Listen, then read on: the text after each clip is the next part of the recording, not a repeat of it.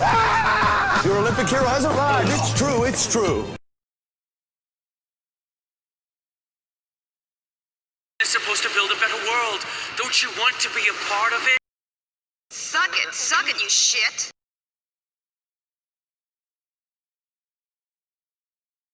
You're watching The Fugitive Redeye, and welcome to yet another episode of Redeye Responds. Just yesterday, I rewatched the Jim Carrey movie, The Cable Guy.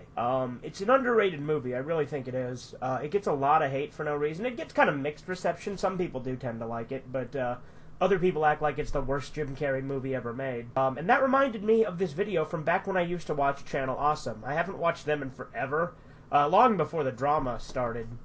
I just kind of stopped really finding them that entertaining, so I haven't watched them in a bit. But it reminded me of this old video that they did, you know, top 5 worst Jim Carrey movies. And I decided, hey, why the hell not do a response to that? Because I disagree with at least 2 of the picks on this list very, very strongly. But yeah, as always, don't harass anyone I respond to. This video is just fair use for review purposes, and I'm not attacking the person, just criticizing their points. But let's go ahead and jump in.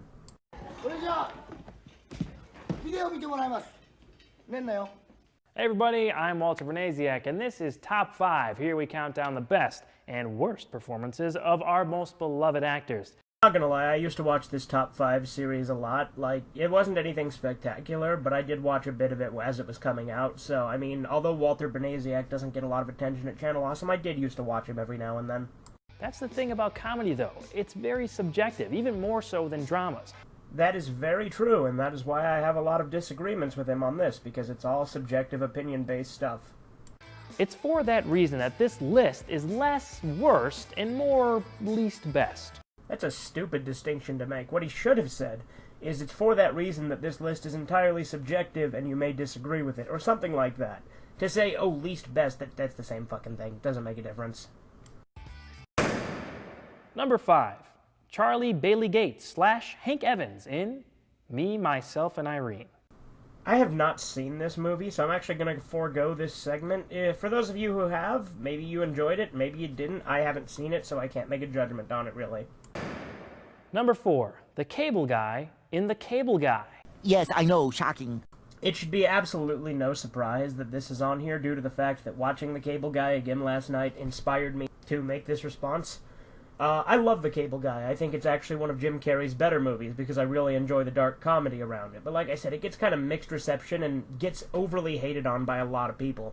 But let's hear what our boy here, Walter, has to say. This movie has a really bad reputation, but honestly, it's not as bad as most people say. Oh my God! Well, I'll be fucking damned. I forgot that he said that. I agree 100%. I think it's a great fucking movie. So, there we go. This is another example of Carrey giving it his all. This role just comes up short. Oddball cable installer Chip Douglas attempts to strike up a friendship with customer Stephen Kovacs by offering him premium channels at no cost. Alright, this is a very, very nitpicky thing to say, but technically Chip Douglas isn't his real name. It's the fake name that he gives him initially, but that is kind of what he's referred to throughout a lot of the movie, so fair enough. Secondly, it wasn't just the free cable. That was just kind of how they met. He tries to cozy up to him by doing all these other favors for him, like getting him all this free shit, getting him laid, stuff like that. While Steven rebuffs Chip's frequent need for companionship, Chip goes from a mildly eccentric acquaintance to a full-fledged psycho stalker. While that is technically kind of true, I would say that he does rebuff him initially, but then he kind of takes him in and starts accepting the favors and stuff he's doing for him. But then Chip crosses the line, which is when he pushes him out, and then Chip goes more insane. He's already fucking insane and stalkerish to begin with, though. I don't think he goes from something to a psycho stalker. I think he was already a psycho stalker and just gets more psycho as it goes on. Though it's increasingly apparent to Steven that the cable guy is dangerous, convincing his friends, family, and authorities of that is another matter entirely. There's literally nothing I have to combat that. That's all 100% true. Carrey gives the cable guy a lisp that can grate on you after a while. He goes all out with this over-the-top performance, and while there are a couple scenes where this character works pretty well, most of the movie he comes off as more annoying than entertaining. I completely disagree. The lisp never bothered me, and I always enjoyed the antics of the character. In all honesty, if I could be friends with the cable guy, I fucking would. Because he hooked him up with so much crazy shit. I would not want him as an enemy either, because he's fucking crazy and, like, has connections and all sorts of shit he can do to fuck your life over. While Carrey doesn't dazzle in this, the worst performance in this movie is without a doubt Matthew Broderick. But why? Plus, his character is way too unlikable to lead the film. He doesn't give Carrey a good character to bounce off of. Are you gonna elaborate on what makes him unlikable? Because I didn't find Steve unlikable as a character either. I thought he was fine. Like, are you gonna elaborate? I don't think you are, but we'll see. Maybe if there was someone different in that role, the cable guy would have come off a little better. But what exactly made Matthew Broderick's performance in that role bad? What exactly made it think that, you know, someone better had to be in that role to make it good? You don't elaborate. What the fuck? The ending message of this film is very similar in some respects to The Truman Show. I don't know, dude. Like, there's some similarities you could draw, like television being a main theme and, you know, not having friends, maybe? Kinda? But I would say that they're very different movies, because the cable guy is just a crazy loner who never had any real friends and was raised on TV, and it's really sad. I actually really feel bad for the character. Truman had no real life. His entire life was a fake, you know, manufactured TV show. So he never had any real friends either, so that's another similarity I could kind of draw. And there is kind of a, you know, TV is bad kind of message at the end of both to a small extent. But I would say that the messages aren't that similar with that exception. I would say that they are very different movies, and I think that that's a false conflation. If you want to learn the lesson that this movie is preaching, just go watch that. Again, I don't think the similarities are enough to say, oh, they're the same lesson, and I also don't think that either of them were particularly trying to have a lesson. They were just trying to tell a story. Number 3, Walter Sparrow / Fingerling in The Number 23. Ah, yes, everyone's favorite Jim Carrey punching bag. The Number 23. I actually like this movie quite a bit, too. I do think it is not perfect, and I don't think it's one of Jim Carrey's best roles, but it's an intriguing movie nonetheless. The first half of it is really bizarre and, like, has you thinking that some sort of weird connection to the number is a big deal, but then the twist at the ending that reveals everything makes it make a lot more sense, and it's much more a movie about psychosis than, you know, numerology or anything crazy like that. Fun fact, though, Jim Carrey actually does think the number 23 is, like, significant, like the number. He actually is kind of crazy about it, which is why he took the role in the movie. While this is a fantastic name for a lead character, Walter Sparrow leaves a lot to be desired. I don't know, I don't think the character was one of the real problems with the movie, because the movie did have a few problems for sure, but I don't think the character was one of them. And Fingerling is a bit worse. A man's discovery of an obscure book about the number 23 leads him on a descent into darkness. As he becomes more obsessed with its contents, he becomes more convinced that it is, in fact, based on his life. To his horror, he discovers grave consequences in store for the book's main character. Here is an example of Carrey doing a serious role, in this case too, that just doesn't work. Again, I don't think his performance was really one of the things holding the movie back. I would say that some of the writing might have been, and some of the pacing for sure, but I don't think his performance was one of the negatives of the movie. The Walter Sparrow character slowly descends into madness throughout the film. Carrey doesn't exactly excel in those scenes. I don't know, I think he plays up the psychosis just fine. That's something Jim Carrey has always excelled at. I think he does great in this movie with that. That's not one of the criticisms I have of it. What's worse is the Fingerling character. Most of his lines are in narration, and it really comes off like a comedic bit Carrey would play. Just listen to this. From this, a detective was born. Detective Fingerling. The suicide blonde tells me she was a good person once. But now... I'm a bad person. But somebody had used all the coffee. I'm a detective. A serious detective. Seriously serious in all the ways that is serious. No, not funny. That was really bad. Number 2.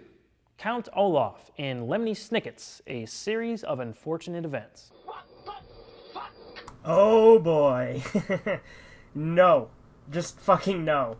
A Series of Unfortunate Events, in my opinion, is one of Jim Carrey's best fucking roles. I love that movie. It is one of my all-time favorite Jim Carrey movies, and no, just fucking no. This is where it gets kind of bad. I can't say that it's lazy, but Carrey could have tweaked a few things to make Count Olaf more interesting. No! He did a fucking great job. He improvised a lot of the fucking lines. He was funny, he was clever, he was creepy. He was the epitome of everything Count Olaf needed to be for the way that movie was written. No, I thought the character was fucking great. He was better than he was in the books. I enjoyed him more than the original version of him. After the three young Baudelaire siblings are left orphaned by a fire in their mansion, they are carted off to live with their distant relative Count Olaf. Unfortunately, Olaf is a cruel, scheming man only after the inheritance that the eldest Baudelaire, Violet, is set to receive. Yes, I fucking love that movie. One of my all-time favorite movies, in all honesty. It's not in my top 10, but it's definitely in my top 20. The children escape and find shelter with their quirky Uncle Monty and subsequently their phobic Aunt Josephine, but Olaf is never far behind. As is also the theme with the books. There's 13 books in the series, the movie only covers the first 3. Based on the book series, this movie plays out more like a discount Tim Burton movie. What the hell are you talking about? I literally have no idea what the hell he means by that. Like, no, it does not feel like a discount Tim Burton movie. I thought it was a great adaptation of the books. It definitely upped the comedy and toned down some of the more fucked up components of it. But it definitely excelled at what it needed to be, a fun adaptation. I prefer the movie over the books. I've read all the books. The movie's fucking great. The costumes, the tone, the sets, they all just smell Burton-y. No, abso-fucking-lutely not. Those costumes and sets and shit are exactly how the book depicted them to be. Like, there might have been a few differences here and there, like Mr. Stefano is kind of completely different in the way he's portrayed. But other than that, everything is as it is in the books. The books are very, like, absurdist and kind of surreal and kind of weird like that. The books themselves are already like that. So if it is kind of Burton-y, the books already fucking were. Hopefully the upcoming Netflix series will be more interesting. I thought the Netflix series was awful. I tried to watch a couple episodes of it and just couldn't. The acting was terrible, the writing was terrible, the casting was terrible. I hated the Netflix series. Like, Mr. Poe, horribly miscast. Fucking Patrick Warburton as Lemony Snicket, what the fuck were they thinking? Just no, it was bad. The Netflix one was just bad. And fucking Olaf, played by Neil Patrick Harris in the fucking Netflix show, just seemed like old man Neil Patrick Harris. He did not feel like Olaf. Whereas Jim Carrey felt like Olaf, albeit a much more comedic version. From the beginning, I saw something was off with Carrey's performance. It's obvious he was trying very hard to create a larger-than-life character. He absolutely fucking succeeded in it. That is the Olaf I remember. The version in the book that's a lot more, like, fucked up and evil and sinister is nowhere near as entertaining as the over-the-top goofball that one is. And that one's still fucking evil. He's still a bad guy. He's still, sinister and malicious. He's just funny and over-the-top and eccentric, and I enjoy him a hell of a lot more because of it. However, the effort is wasted. Instead of disappearing into this role like he did with Andy Kaufman, Carrey still exudes a few Carreyisms that remind you it's him under there the whole time. Just because an actor has several trademarks of their acting style doesn't mean that they take you out of the role. I think Jim Carrey bringing his Carreyisms into the Olaf role is what made me like Olaf so much. Because in the books, he's really not that fucking likable. He's an enjoyable fucking character in the movies because he's Jim Carrey. In a small part of the movie, he dresses in disguise as Stefano, and that is legitimately funny. It's too bad he couldn't have just played that role for the whole movie. Ad-libbed the majority of Stefano's lines. That character was very different than he was in the books. That was just Jim Carrey. That was not how Olaf was in the books. So if you're complaining about fucking Carreyisms, you picked the part of the movie that had the most goddamn Carreyisms in it to be, like, your thing that you say was, like, the saving grace of it. Stefano was great. I loved him. But it's because it was Jim Carrey just making shit up on the spot, which is what made it work. So you complaining about all the other Carreyisms doesn't make any goddamn sense if you're fucking praising Stefano. He tried and did not succeed in making Olaf a great character.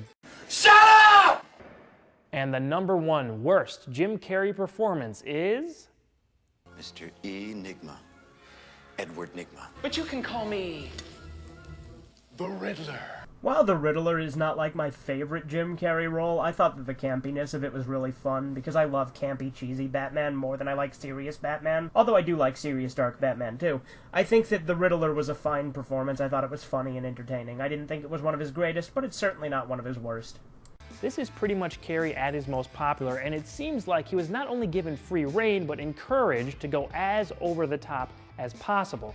The results, much like this movie, aren't great. I disagree. I think Jim Carrey going over the top is what works with Jim Carrey. That's why Ace Ventura made his career, because Jim Carrey doing crazy over the top shit is what he does best. So I think The Riddler was a fine extension of that, and I don't think the movie was bad. I thought Batman Forever was enjoyable.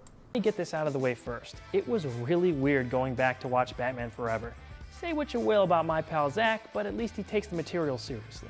I would argue that taking movies too seriously is a big problem with modern movies. I love it when shit doesn't take itself too seriously. I think that makes it fun.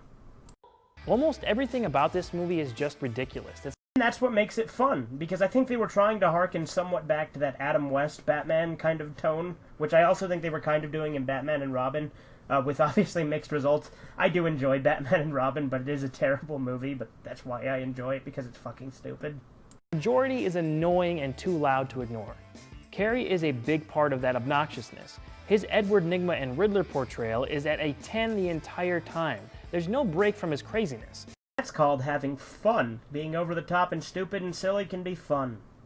When I said people find him to be too much, this is the perfect performance to point towards. And yet everybody loves Ace Ventura, which I'd argue is more over the top. Ace Ventura is way fucking over the top and never dials it back. Tommy Lee Jones as Two-Face is just as bad, if not worse.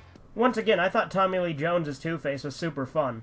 The only thing that doesn't make any sense is Harvey Dent was in the previous movie, Batman Returns, which, as I understand, this is like a, shared universe, and he was played by a black guy, and he was a completely different character, and so having him switched with Tommy Lee Jones didn't make any sense if it is indeed a shared universe. That's my only criticism of Harvey Dent. I think that Two-Face was a great character in the movie. When I think of Two-Face, that's the one I think of. Side note, best part of this movie? Seal's kiss of a rose. No funny. That was really bad. So, in my opinion, that's his worst. Anyway, that's that. I think that that video made a lot of shitty points I disagreed with. But as he said, comedy is very subjective, so, if you agree with that, then you're open to that interpretation. I'm gonna fucking die here, Jack! It's been Fugitive Redeye. Toodles. That sucked. I'm sure glad that's over with.